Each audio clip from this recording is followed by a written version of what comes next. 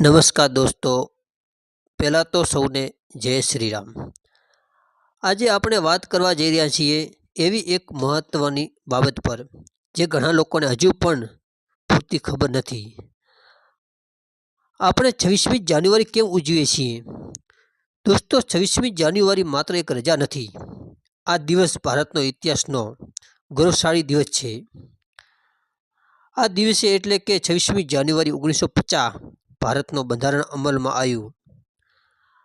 આ બંધારણ આપણા દેશનો આત્મા છે, જે આપણને અધિકાર આપે છે અને સાથે સાથે ફરજો પણ યાદ અપાવે છે। ખૂબ રસપ્રદ વાત એ છે કે 26મી જાન્યુઆરી 1930ના ભારતીય રાષ્ટ્રીય કોંગ્રેસે પૂર્ણ સ્વરાજની ઘોષણા કરી હતી। એટલે કે બ્રિટિશ શાસનનો સંપૂર્ણ આઝાદી મેળવવાનો સંકલ્પ આ જ દિવસ લેવાયો હતો।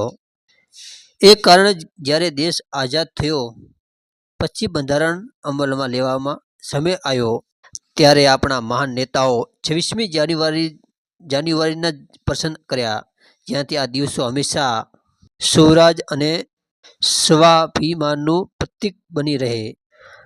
દોસ્તો, આ દિવસે આપણે રાષ્ટ્રીય ધ્વજને સલામ કરીએ છીએ, શહીદોને યાદ કરીએ છીએ અને આપણા દેશને એકતા, અખંડિતતા અને લોકશાહી ઉજવીએ છીએ। 26મી જાન્યુઆરી આપણને શીખવે છે કે દેશ માત્ર જમીનનો ટુકડો નથી, દેશ આપણો સંવિધાન, સંસ્કાર અને સંકલ્પથી બનેલો છે। એટલે દોસ્તો, આ ગણતંત્ર દિવસ ગૌરવ, શ્રદ્ધા અને જવાબદારી સાથે ઉજવીએ છીએ અને સાચા નાગરિક બનીને દેશને આગળ વધારીએ। જો તમને આ માહિતી ગમી હોય તો વિડીયો લાઈક કરો, શેર કરો અને ચેનલને સબસ્ક્રાઈબ કરવાનું ભૂલતા નહીં। જય હિન્દ, જય ભારત।